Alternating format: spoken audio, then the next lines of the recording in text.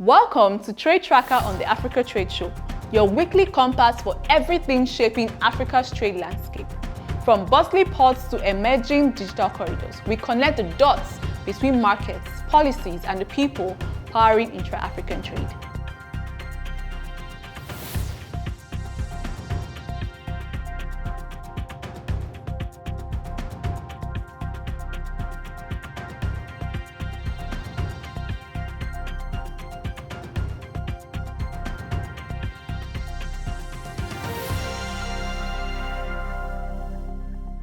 Today, we're looking at a new trade engine, financing for the Lobito Corridor, and Spiro's $75 million investment.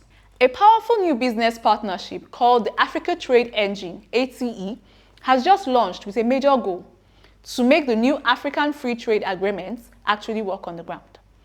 The Africa Trade Engine is a joint venture created by two companies, TRT Manufacturing and TradeDepot. This partnership creates a large connected factory and delivery network across Africa, linking production hubs from South Africa up to Benin, with major markets like Nigeria, Ghana, and Kenya. The new engine wants to create a huge connected system of factories and logistics across Africa. Their goal is to end Africa's heavy reliance on imports from outside the continent. According to the chairman of the trade engine, ATE is proving that Africa can manufacture competitively, distribute efficiently, and grow inclusively. By combining manufacturing know-how with extensive distribution networks, ATE is trying to move the free trade agreement from a policy on paper to a working reality. The Africa Trade Engine will also launch a Localization Africa Index to track and reward brands that truly commit to manufacturing and sourcing their materials within Africa.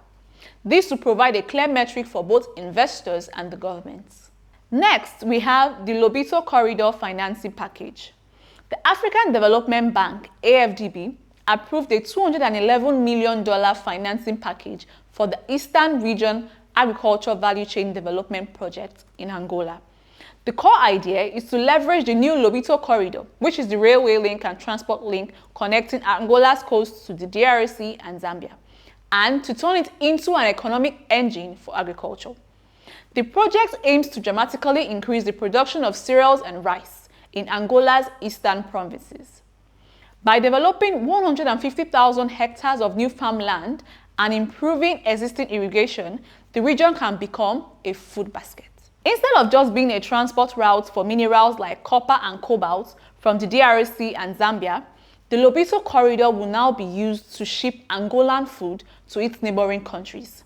This directly boosts intra-African trade and strengthens regional food security.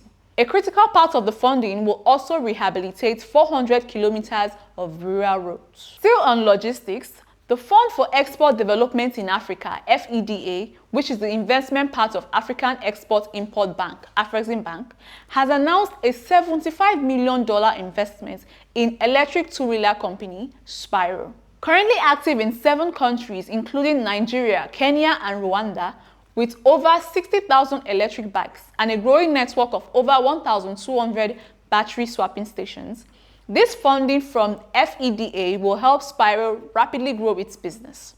This means buying more electric motorcycles, expanding its assembly and manufacturing facilities in Africa, and adding more battery swapping stations. This investment directly supports African industrialization. It helps shift African countries away from importing petrol vehicles by promoting the local assembly and manufacturing of electric ones. This creates high-value jobs and skills transfer.